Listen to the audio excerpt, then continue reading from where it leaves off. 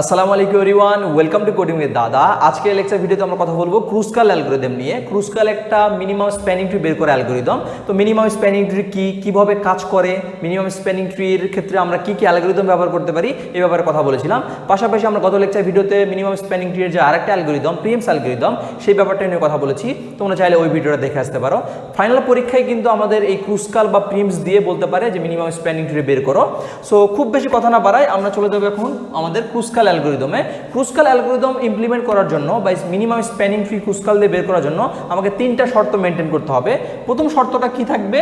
প্রথম শর্তটা আমার থাকবে যে আমাদের যে গ্রাফটা থাকবে, অর্থাৎ যে এক্সিস্টিং আমাদের গ্রাফটা দেয়া থাকবে কোশ্চেনে, সেই গ্রাফে আমাদের কোনো লুপ থাকা যাবে না, অর্থাৎ কোনো আমাদের কোনো এজ লুপ হওয়া যাবে না। মনে করো এটা আমাদের ভার্টেক্স, এখান থেকে একটা এজ বেরোগে আবার এখানে আসছে, এই কন্ডিশনকে আমরা বলতেছি লুপ। অলরাইট, অর্থাৎ একটা ভার্টেক্স থেকে একটা এজ গিয়ে যদি আবার সেই এজটা আবার ওই ভার্টেক্সেই ফেরে, সেটাকে আমরা বলতেছি লুপ। এরকম যেটা থাকবে সেটাকে আমাকে রিমুভ করে দিতে হবে। অর্থাৎ আমাদের প্রথম শর্ত যে আমাদের ভার্টেক্স থেকে লুপ রিমুভ করে দিতে হবে। সো আমাদের যে এই গ্রাফটা আমরা দেখতে পাচ্ছি, এই গ্রাফে আমাদের লুপ কোনটাতে আছে? আমাদের লুপটা আছে এফে। ওকে, সো আমরা এটা রিমুভ করে দিব, যেটা ভ্যালু যতই থাকুক এটা আমরা জাস্ট রিমুভ করে দিব সলিউশনের ক্ষেত্রে। সেকেন্ড যেটা ব্যাপার হলো যে আরেকটা হলো প্যারালাল কোনো প্রকার এজ আছে কিনা। প্যারালাল এজ কি জিনিস?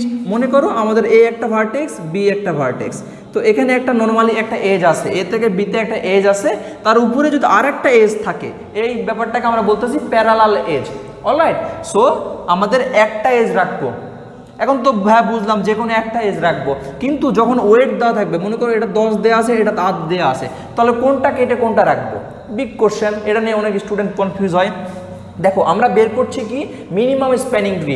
মিনিমাম স্প্যানিং ট্রির ওই ক্লাসে তোমরা যারা করে আসো তারা জানো যে মিনিমাম স্প্যানিং ট্রি এর ক্ষেত্রে কখন আমরা বলবো? যখন আমাদের সবগুলা ভার্টেক্সকেই কানেক্ট করবে এবং মিনিমাম কস্ট পাবে, তাই না? তো এই জন্য আমরা যেটা করব, এখান থেকে মিনিমাম যেই এজটা এটাকে কানেক্ট করছে সেটাকে আমরা রাখবো, ম্যাক্সিমামটাকে ডিলিট করে দিব।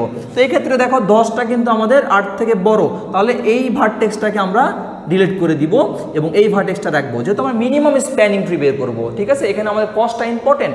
সো আমাদের এই যে স্মল ভ্যালুটা এটা রাখবো, লার্জ ভ্যালুটা ডিলিট করে ফেলবো। তো দেখো এরকম আমাদের এই যে গ্রাফটা দেওয়া আছে, এই গ্রাফটার মধ্যে কোনটা আছে? বি থেকে ডিতে আমাদের একটা প্যারালাল এজ আছে, এটাকে আমরা রিমুভ করে দিলাম। ঠিক আছে, তাহলে প্রথম কন্ডিশন কি? যে আমাদের গ্রাফে কোনো প্রকার লুপ থাকা যাবে না। ঠিক আছে, সেকেন্ড কন্ডিশন কি? সেকেন্ড কন্ডিশন হলো যে আমাদের কোনো প্যারালাল এজ থাকা যাবে না, সেই প্যারালাল এজের বড়টা আমরা ডিলিট করে ফেলবো। ওকে, থার্ডে আসো। থার্ডের ব্যাপারটা কি? কোনো প্রকার সাইকেল হওয়া যাবে না। ভাই সাইকেল কি জিনিস? মনে করো আমরা জানি মিনিমাম স্প্যানিং ট্রির ক্ষেত্রে আমরা প্রত্যেকটা এজ দিয়ে ভার্টেক্সকে কানেক্ট করা হবে। ঠিক আছে, তো দেখো আমাদের এরকম মনে করো 3টা ভার্টেক্সকে কানেক্ট করলো একটা জিনিস। এই যে ব্যাপারটা দেখো এখানে ট্রায়াঙ্গেল হলো, এই ট্রায়াঙ্গেল হলে এটাকে আমরা বলবো সাইকেল। এরকম কোনো সাইকেল হওয়া যাবে না। তারপরে ধরো এরকম স্কোয়ার হওয়া যাবে না,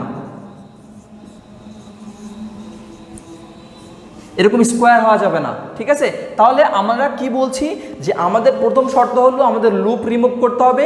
দ্বিতীয় শর্ত হলো আমাদের যে প্যারালাল ভার্টেক্স আছে, প্যারালাল ভার্টেক্স যে হয়ে আছে যেটা, অর্থাৎ যে এজটা প্যারালাল হয়ে আছে সেটাকে রিমুভ করে দিব। সেক্ষেত্রে আমাদের অবশ্যই মিনিমাম ভ্যালুটা রাখতে হবে, ম্যাক্সিমামটা ডিলিট। থার্ড যে কন্ডিশনটা হবে, আমাদের এই যখন সমাধান করতে যাব সেটা যেন কখনোই আমাদের সাইকেলে রূপান্তর না হয়। খেয়াল রাখছো, কোনো প্রকার সাইকেল, এরকম কোনো সাইকেল যেন না হয়।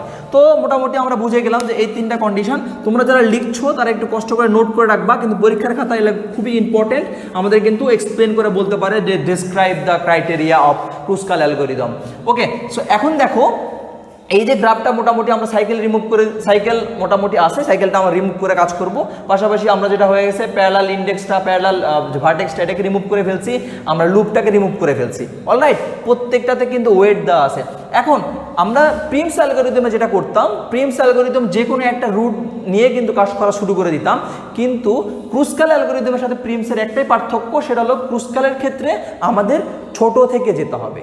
কি ছোট থেকে যেতে হবে, আমাদের যেই ভার্টেক্স টু যেই ভার্টেক্সের মানে পাথ কস্ট সর্বনিম্ন সেই ভার্টেক্স অনুযায়ী আমাদের আসলে মুভ করতে হবে, ছোট থেকে একটু ইনক্রিমেন্ট করে যেতে হবে।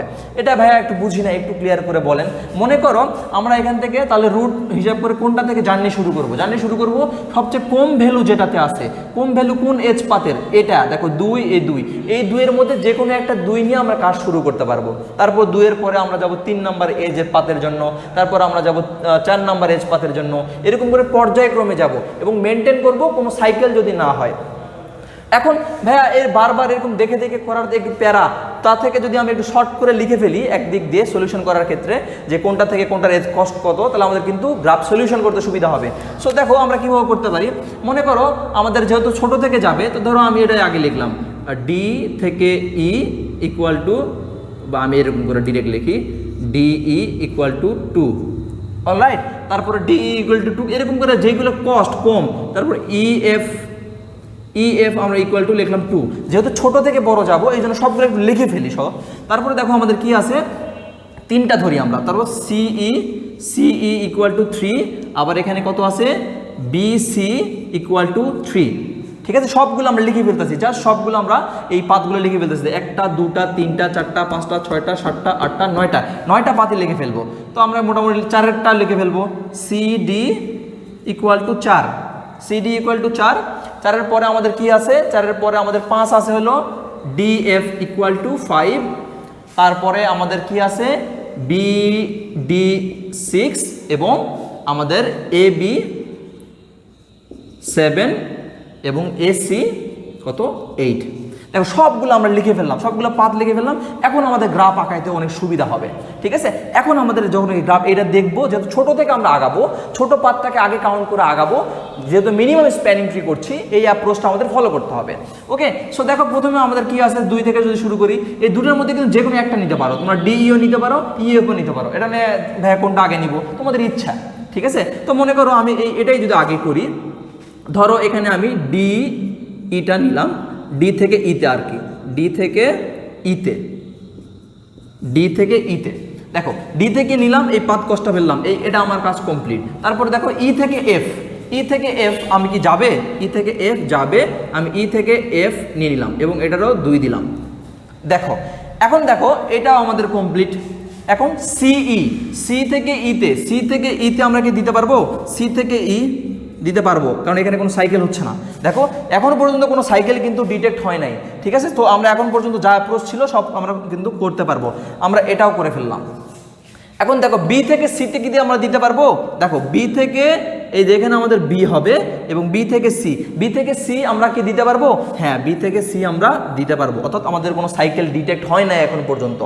ওকে, বি থেকে সিটাও আমরা দিয়ে ফেললাম। এখন দেখো এই দেখো সি থেকে ডি কি আমরা দিতে পারবো, সি থেকে ডি কি আমরা দিতে পারবো না। কেন দিতে পারবো না, কারণ এখানে একটা সাইকেল ডিটেক্ট হয়ে যাচ্ছে, আর আমরা ক্রুস্কাল অ্যালগরিদমের প্রথম শর্ত কি জানতাম, যে সাইকেল ডিটেক্ট করতে পারবো না, ঠিক আছে।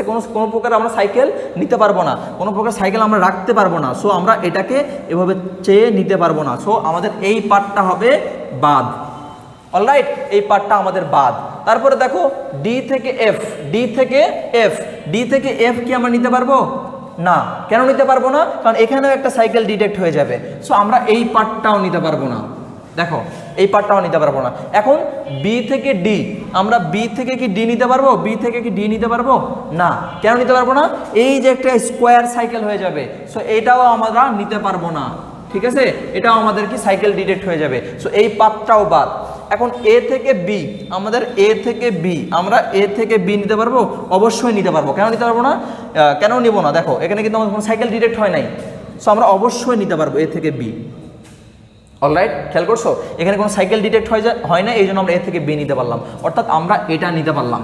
এখন এ থেকে সি নিতে পারবো, আমরা এ থেকে সি না, এ থেকে সি নিতে পারবো না। কেন নিতে পারবো না, কারণ এ থেকে সি নিলে আমার আবার সাইকেল ডিটেক্ট হয়ে যাবে। সো আমরা এ থেকে সি এটাও নিতে পারবো না, অর্থাৎ 1 2 3 4 এই 4টা পাথ আমরা নিতে পারবো না। এইটা আমাদের হবে শর্টেস্ট পাথ। ওকে, দেখো এটা আমাদের হবে এক্স্যাক্ট মিনিমাম স্প্যানিং ট্রি। তো আমি যদি ভ্যালুয়েশন করে লিখে ফেলি, এই পাথ কত 7, এই পাস্ট কত 3, ঠিক আছে। এটা আমাদের এক্স্যাক্ট মিনিমাম স্প্যানিং ট্রি। আমাদের যে গ্রাফটা দেয়া আছে এই গ্রাফটার মিনিমাম স্প্যানিং ট্রি এটা হবে। এটার ওয়েট কস্ট কত আসবে? 4 3 7 7 7, এদিকে মনে করো 10 10 3 13 13 আর 4 17, ওয়েট কস্ট আসবে 17। ঠিক আছে, এটার ওয়েট কস্ট আস্তে আস্তে 17। অর্থাৎ এই যে গ্রাফটার মিনিমাম স্প্যানিং ট্রি এর যে গ্রাফটা হবে এটা হবে 17, যার ওয়েট কস্ট হবে 17। এই যে একটা গ্রাফ আমরা দেখলাম, যখন আমরা ক্রুসকাল করব সেক্ষেত্রে এটা ওয়েট আমার কস্ট 17 আসবে। এটার যদি প্রিমসও করি প্রিমসের ভ্যালুও দেখবা 17 আসবে এবং সেম গ্রাফ হবে। ঠিক আছে, কারণ আমরা জানি একটা গ্রাফের কিন্তু অনেকগুলো স্প্যানিং ট্রি হতে পারে। এটা কিন্তু আমরা অলরেডি স্প্যানিং ট্রি এর ক্লাসে দেখে আসলাম। কিভাবে দেখেছিলাম ভাইয়া? স্প্যানিং ট্রি এর সূত্রটা কি ছিল? আমরা n ইন্টু n মাইনাস 2, এখানে n কি ভ্যালু? n হলো number of vertex, 1 2 3 4 5 6, number of vertex, 6টা ভার্টেক্স। এখন বলতে পারো ভাইয়া আমাদের যদি 6টা ভার্টেক্স 7টা ভার্টেক্স থাকে তাহলে n এর ভ্যালু 7 হবে। তো যেহেতু 6টা ভার্টেক্স এখানে, তো 6টা ভার্টেক্স আমরা এখানে লিখে ফেললাম। এখানে 6, এখানে 6 মাইনাস 2, তাহলে 6 টু দি পাওয়ার 4। এটা অনেকগুলো আসবে, 100-র উপরে চলে আসবে। তো অনেকগুলো স্প্যানিং ট্রি আমাদের সম্ভব। ঠিক আছে, স্প্যানিং ট্রি অনেকগুলো সম্ভব, কিন্তু মিনিমাম কস্ট কোনটা হবে? এই যে গ্রাফটা হবে এই গ্রাফটা হবে মিনিমাম কস্টের স্প্যানিং ট্রি। অলরাইট, আর এটা খুব শর্টকাটে বের করলাম ক্রুসকাল এবং প্রিমস অ্যালগরিদম দিয়ে। আরেকটা কোশ্চেন যেটা আমরা বারবার পাই সেটা হলো যে ভাইয়া আমরা তো এখানে মোটামুটি পাইলাম যে মিনিমাম স্প্যানিং ট্রি, এটা আমাদের স্প্যানিং ট্রি। স্প্যানিং ট্রি অনেকগুলো হতে পারে, মিনিমাম স্প্যানিং ট্রি আমাদের ভ্যালুয়েশন আসবে যেটা স্কোর সব থেকে কম আসে। এখন এজের যে ব্যাপারটা, এজের সূত্রটা ছিল আমাদের কি? এজ যদি আমরা মিনিমাম স্প্যানিং ট্রি এর এজ সমান সমান আমরা কি জানতাম? যে যতগুলাই আমাদের স্প্যানিং ট্রি হবে তার এজ কয়টা হবে? দেখো এই এজ কয়টা হবে, দেখো আমরা কি জানতাম? Set of vertex minus 1। আমাদের এখানে সেট অফ ভার্টেক্স কত? 6 মাইনাস 1 ইকুয়াল টু 5। দেখো আমাদের যেই কয়টা স্প্যানিং ট্রি হবে না কেন, এখানে যতই ভ্যালু আসবে, সে ফর এক্সাম্পল এখানে আমাদের 1000 ভ্যালু আসলো, 1000 স্প্যানিং ট্রি আসলো। 1000 স্প্যানিং ট্রি এর সবগুলাই আমরা যদি ইমপ্লিমেন্ট করা ট্রাই করি, 1000টাই যদি ইমপ্লিমেন্ট করি, সবগুলার ভার্টেক্স থেকে আমাদের এজ কটা হবে? 1টা 2টা 3টা 4টা 5টা করে এজ হবে। 1000টারে 5টা এজ হবে, বেশি হবে না, কারণ 5টা দিয়েই এই 6টাকে আমরা আসলে কানেক্ট করতে পারছি। অর্থাৎ এজ হবে 5টা। এটা কিন্তু অলরেডি তোমাদের ক্লিয়ার হয়ে থাকার কথা, কারণ আমরা কিন্তু এটা কিন্তু ডিটেলে কথা বলেছিলাম এই ব্যাপারটা নিয়ে। তো আশা করছি আজকে তোমাদের ক্রুসকাল অ্যালগরিদম নিয়ে মোটামুটি কনসেপ্ট ক্লিয়ার হয়ে গেছে। তারপর একটু রিভিশন করি। ক্রুসকাল অ্যালগরিদমের প্রথমে আমাদের কি করতে হবে? আমাদের অবশ্যই লুপ রিমুভ করতে হবে। লুপ রিমুভ করার পর প্যারালাল ভার্টেক্স যেটা থাকবে, প্যারালাল ভার্টেক্স হয়ে থাকবে যেটা এজ আর কি, ওই এজটাকে বাদ দিয়ে দিব। তারপর যেটা করব আমরা এরকম করে চাইলে লিখে নিতে পারো, আর না চাইলে তোমরা কিন্তু ছোট থেকে আসলে এই পাথগুলো নিয়ে ইমপ্লিমেন্ট করা ট্রাই করবা, এবং লাস্টে দেখবা এরকম আসবে 17। সো যেটা ক্রুসকালে 17 আসবে, সেম গ্রাফ যদি তুমি আবার ইয়েতে করো, প্রিমসে করো, সেটার ভ্যালু দেখবা 17 আসে। তো তোমরা যারা প্রিমসের ক্লাস করেছো, আমি সেম গ্রাফটাই তোমাদেরকে আমি ক্রুসকালে করিয়েছি, দেখো এই ভ্যালুয়েশনটা কত আসছে? 17। ঠিক আছে, তো আশা করছি এই ক্রুসকালের এই ক্লাসটা তোমাদের উপকার হবে, পরীক্ষার খাতায় খুব ইজিলি লিখতে পারবা। সো আজকের ক্লাস এই পর্যন্তই। সবাই অনেক ভালো থাকো, দেখা হচ্ছে পরবর্তী কোনো ভিডিওতে। আসসালামু আলাইকুম রহমতুল্লাহি ওয়া বারাকাতুহু।